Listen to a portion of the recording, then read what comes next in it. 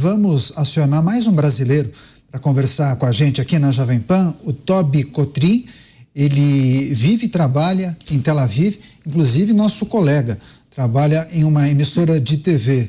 Tobi, seja muito bem-vindo, obrigado pela gentileza em nos atender ao vivo, agora 1h22 da madrugada aí em Israel. Muito obrigado, Daniel. Boa noite a todo o painel do Pingo nos Is. Eu sou um fã de vocês, assíduo. E boa noite também ao público que assiste a Jovem Pan, que para mim eu acho que é o melhor canal de notícias hoje no Brasil. Poxa, muito obrigado pela gentileza, viu, Tobi? É um prazer recebê-lo. Queria que você nos trouxesse seus relatos, suas informações sobre o cenário da guerra, a situação de momento aí em Tel Aviv e nos arredores. Aqueles ataques, as explosões continuam frequentes? Os cuidados permanecem os mesmos ou não? As pessoas já estão saindo às ruas, fazendo compras, algumas atividades tentando voltar ao normal? Existe um relaxamento mínimo, né, dessas tensões em alguns lugares.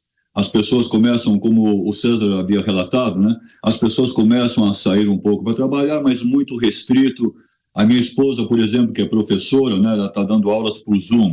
Nem todos os colégios estão já com aulas presenciais, né? Existe muita tensão, né? Não são todas as pessoas que saem para trabalhar, a maioria são trabalhos essenciais, né? Como o meu trabalho, por exemplo, que é de informação, né? Eu sou mais da parte técnica, né? Não sou um jornalista. Mas, realmente, o que aconteceu foi uma tragédia, e uma tragédia traumática, né? São vários traumas que acontecem, né? Inclusive o trauma militar e o trauma civil, né? O militar porque fomos pegos de surpresa, né? E realmente houve uma falha muito grande nisso, de uma certa forma, uma certa crença, uma certa credibilidade de que isso não aconteceria numa época de Shabat e de festividades religiosas, né? E também achando que talvez estivéssemos no início de um começo, de um processo de paz com os palestinos e com os representantes, né, dos palestinos, que seria o Hamas, né, o que não é verdade. Mas o trauma civil, né, vamos dizer assim, são coisas horrorosas, né? Eu tive acesso a imagens, as pessoas no meu trabalho, jornalistas, editores de conteúdo, choram todo o tempo com lágrimas, né, embargadas nos olhos, imagens de crianças degoladas, queimadas vivas, né? Eu fico imaginando um filho, né, chamando pelo pai enquanto está sendo queimada viva, me ajuda, pai, me ajuda, mãe, né? Então, uma coisa, essas imagens a gente viu, sabe? A gente não publica elas porque é muito chocante para os pais, né, para as famílias. Mas a gente vive realmente um momento de tensão, choramos todos, não há um homem, uma mulher que não chore, mas nós lambemos as feridas e, infelizmente, nós temos que partir para esse ataque, né? Na verdade, eu acho que a grande intenção não é dizimar, né? E sim inutilizar a capacidade bélica do Hamas. Perfeito. Tobi Kotrin falando ao vivo com a gente. Eu imagino a dificuldade não somente em lidar com a guerra no dia a dia, mas você, como profissional da informação, tem que receber e selecionar muitas vezes esses materiais. Só uma dúvida, você disse que não trabalha como jornalista, mas trabalha na área técnica, é isso? Sim, na parte de TI, né? Acho que em português da IT, né? Isso, exatamente. Tecnologia da informação. Perfeito. Exatamente, Tobi, e também sou um youtuber, né? Tenho um canal no YouTube, Zangão Blues, né? Que eu falo um pouco sobre a coisa. Excelente. A gente vai fazer um giro, os nossos comentaristas farão perguntas a você, Tobi. Roberto Mota, você, Mota. Tobi, boa noite. Eu queria saber que notícias vocês têm aí sobre as pessoas que estão sequestradas na faixa de Gaza, nas mãos dos terroristas. Sim, por enquanto nós não temos nenhuma informação a não ser a última, como é que se fala, postagem do próprio Hamas, né, de uma menina que foi sequestrada, né? Inclusive ela aparece nas fotografias com o braço, a clavícula totalmente quebrada. E ela fala, a gente pode perceber, não sei se vocês viram esse vídeo dessa menina, dessa moça, né, que estava na festa, né, dessa festa que os jovens foram covardemente alvejados pelas costas, né, de soldados da paz, da liberdade, né, freedom fighters, que atiraram em pessoas que comemoravam a paz, o amor, numa festa, desarmados, indefesos, né, e muita gente foi raptada, né, nessa festa, e essa moça é uma delas, né, e ela veio ao público, meio que dirigida pelo Hamas, né, e a gente pode notar um certo destresse, embora ela esteja falando muito calmamente. Você se lembra o nome dela, não? Falando muito calmamente e tal, mas essa é a única notícia que nós temos no momento. Cláudio Dantas, sua pergunta, Dantas. Boa noite, Tobi. Eu queria que você trouxesse um pouquinho para a gente esse sentimento agora, né, aí da sociedade israelense em relação justamente ao desdobramento dessa contraofensiva, naturalmente aí com todo o deslocamento dos civis palestinos para o sul, com ataques, com bombardeios, com episódios como esse do hospital, que ainda não está muito claro, vamos dizer assim, essas consequências prejudiciais aí da guerra, né, em relação a civis palestinos, você acha que isso de alguma maneira pode minar o apoio popular ao governo israelense nessa contraofensiva? Não, não vai, não nesse momento. E primeiro eu quero deixar uma coisa bem clara, né, Cláudio? Não é uma guerra contra os palestinos, não é uma ofensiva contra os palestinos, e sim contra um grupo terrorista, assassino, né? Sem o mínimo valor moral, né? Então, que é o Hamas, né? Então, isso preciso deixar muito claro. Israel não está em guerra contra os palestinos. Está em guerra, sim, contra grupos de terrorismo manipulados e orientados pelo Irã, né? Que manipula essas marionetes aqui nessa região, como o Hezbollah e o Hamas. A nossa percepção em relação a isso é o seguinte, que como eu disse, né, a intenção não é a intenção, na verdade,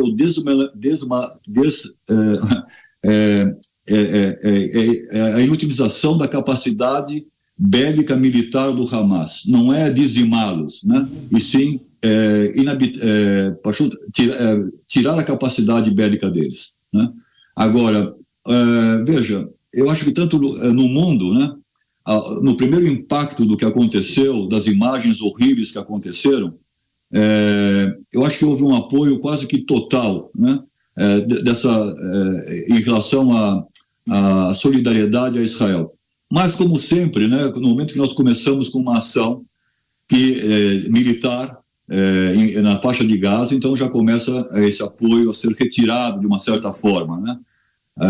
Apesar que nós temos agora a presença do Biden, que está chegando amanhã, né, aqui em Israel, para nós já é hoje aqui, né?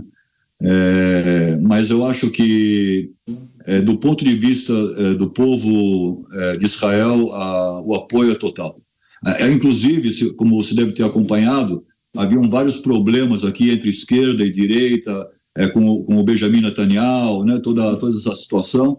No momento que aconteceu isso, a união aqui foi total. Direita e esquerda esqueceram seus problemas ideológicos, políticos, sociais, etc. E estamos todos juntos, né? É isso, estamos conversando com Tobi Cotrim, brasileiro que mora em Tel Aviv, inclusive nosso colega trabalha em uma emissora de televisão em Israel. A gente segue com as perguntas dos nossos analistas. Cristiano Beraldo. Beraldo, sua vez.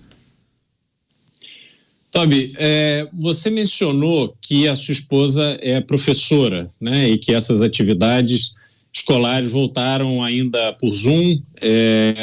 E aí a minha pergunta é o seguinte: o que a sua esposa e os professores em Israel ensinam às crianças em relação à Palestina e em relação a grupos como Hamas e Hezbollah? Eu vou te agradecer muito, Cristiano Beraldo, por esta pergunta. é realmente uma pergunta que vem muito importante, né?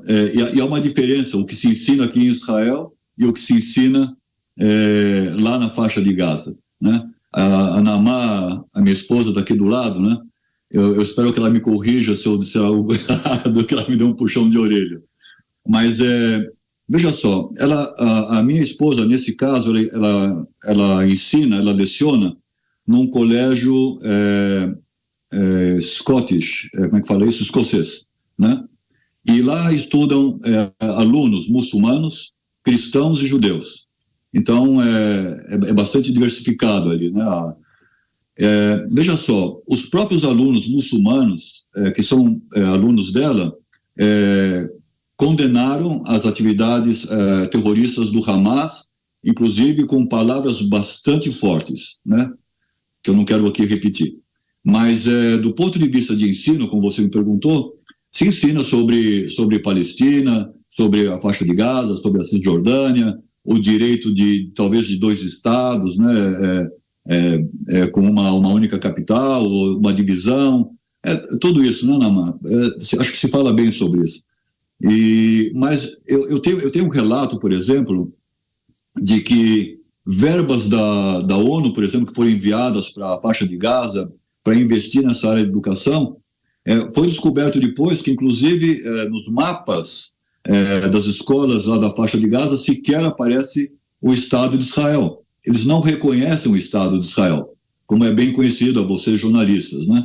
E isso é um problema, né? Porque as crianças, imagina, uma criança de 5 anos de idade, há 20 anos atrás, que cresceu, né, nessa educação, sem saber que o Estado de Israel existe e que nós estamos aqui porque queremos matar os palestinos. Então ela passa por uma lavagem cerebral e uma educação altamente belicosa, né? E crescem com esse sentido de que eles devem destruir esse inimigo que é tão beligerante, né? Em relação aos palestinos. Então a chance de se conseguir fazer uma paz, um shalom, né, com eles é muito distante, né? Porque nós lutamos aqui contra todo um conceito, né, e muito complexo de educação, né, que é feito nessa área, né, beligerante, né? Cotrim, falando ao vivo com a gente aqui na Jovem Pan News. A próxima pergunta é do José Maria Trindade. Pois é, Tobi, a gente falava agora há pouco aqui sobre esta vítima fatal mesmo em todas as guerras, que é a verdade, e nós vemos agora, mais do que nunca, uma guerra de informação, uma guerra de narrativas muito grande. Você trabalha com comunicação, né, num grupo de comunicação. Como você está avaliando aí o que está acontecendo aí, o que está sendo distribuído para o mundo e até internamente aí as informações? Como está o nível de aproximação da realidade das informações? Olha, Zé Maria, primeiro um grande prazer falar com você, com todos que do programa do Pingo nos Is, né? Mas, olha, essa pergunta ela é uma pergunta bastante interessante, porque nós que trabalhamos com informação, temos um certo cuidado, né, com o impacto que essas imagens e que essas informações podem causar no público, né? Eu vou te contar uma história, Zé. Há muito tempo atrás, eu tive uma conversa com o porta-voz do Exército aqui em Israel. E eu perguntei a ele por que nós não mostrávamos essas imagens, por exemplo, de homens suicidas, os famosos homens-bombas, né, que entravam num ônibus, se explodiam e as cabeças rolavam, né? E são imagens que eu tenho muito fortes, gravadas na minha, sabe, na minha mente, sabe? Ficaram, né? E esse general, né, do porta-voz do Exército falou o seguinte: porque nós não somos como eles. Nós não podemos mostrar essas imagens, porque são imagens que afetam imagina um pai ou uma mãe vendo seu filho degolado ou pedaços de corpo espalhados por todos os lados, né? Mas hoje, sabe, então, assim como fizeram um buraco naquela cerca e entraram, né, a porteira abriu e todo mundo entrou, né? Agora, nesse 6 de outubro, eu acho que existe um buraco que nunca foi tapado na cerca, sabe, que ainda permanece aberto. que esse pessoal terrorista sempre usaram, né, para sua vantagem, que é mostrar, inclusive criar imagens, né, de gente que morreu numa guerra lá na Síria, usar essas imagens aqui. E respondendo, acho que eu não respondi uma pergunta anterior do Cláudio Dantas, né, que em relação ao míssil, né, não sei se vocês me perguntaram também, que, na verdade, esse míssil foi realmente um míssil lançado pela Jihad Islâmica, né, e que parece que deu alguma zebra. Não acho que eles atiraram no hospital, espero que não também, porque aí já o nível de desumanidade já chega ao máximo, né? Mas eu acho que é um míssil que deve ter caído lá no hospital, mas e que realmente foi confirmado aqui pelas Forças Armadas israelenses que foi realmente um bug deles, né, vamos dizer assim, um engano deles lá, alguma coisa aconteceu. Mas voltando a isso, entendeu, Zé? Eu acho que realmente a nossa percepção do que está acontecendo aqui, ela é muito maior do que aquilo que nós estamos mostrando, sabe, em respeito talvez ao público, né? Porque, veja, houve inclusive necrofilia, né? Imagina, né? Necrofilia. Eu estou usando a palavra necrofilia para não usar a palavra mais forte e mais descritiva, sabe? Inclusive jovens, né? Que foram degolados, né? Jovens que estavam na festa. O César tinha falado de jovens encurralados. Eu vi essa imagem, inclusive postada pelo próprio Hamas, né? Jovens que entraram num bunker, né? Durante a sua fuga, porque estavam desesperados, né? Eles estavam por todos os lados, atirando em carros, gente morrendo de tudo que é jeito. Entraram num bunker e entram 3, 4 caras, depois de jogar uma granada, ainda tinha gente viva e os caras metralhando. Eu não quero continuar nem descrevendo isso, porque bebês queimados, né? Bebês degolados. Agora, gente que sobreviventes do Holocausto, senhoras de 90 anos de idade sendo sequestradas, para quê? Para que serve, né? Um bebê que mataram os pais recentemente, então eles pegam o bebê e levam lá para a faixa de Gaza. Para quê? Para criar eles como um asiático e depois um dia, talvez, um paradoxo infernal, dantesco, né? Usá-los como homem-bomba contra Israel. Qual é o sentido de pegar um bebê, né, que acabaram de assassinar os pais e levar ele e raptar ele para sequestrar esse bebê para Gaza, né? Crianças que foram queimadas vivas, né, chamando pelos pais. Então, o que há nisso tudo? Então, foi uma coisa desastrosa, né, Zé Maria? Então, mas a gente não mostra isso, entende? Eu acho até que estou descrevendo demais essas imagens e fica muito gráfico isso, né?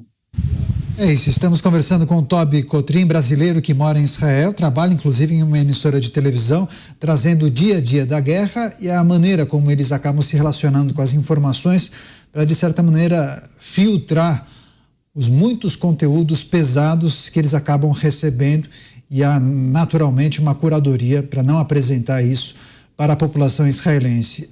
É importante também trazer a informação para a nossa audiência que a reunião do Conselho de Segurança da ONU, que aconteceria no dia de hoje, foi adiada. Havia, inclusive, a expectativa de que a proposta de resolução feita pelo Brasil sobre a guerra fosse apreciada, fosse votada. Como foi adiado, muito provavelmente será realizada no dia de amanhã.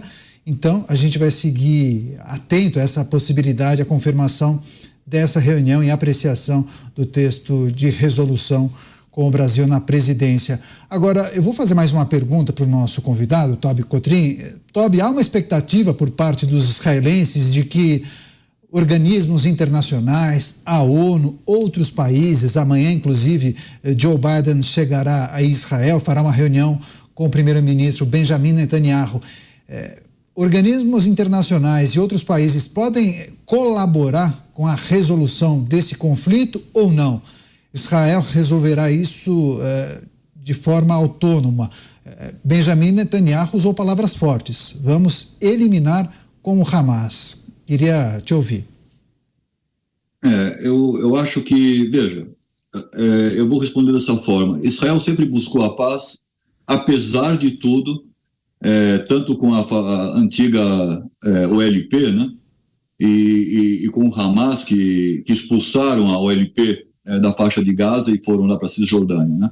Sempre buscou a paz, apesar dos atentados criminosos, nos ônibus que explodiram, em todos os mísseis que chovem aqui. Israel sempre choveram. Estou aqui desde 83, né? Então, inclusive o kibbutz onde eu fiquei durante muito tempo e da onde minha esposa é, Zikim, no sul, a 5 quilômetros aéreos de Gaza, né? Foram atacados também. Mas Israel sempre tentou a paz com esse grupo terrorista e com os palestinos e com todo mundo. E no final nós tomamos um belo de um tabefe na cara com essa última.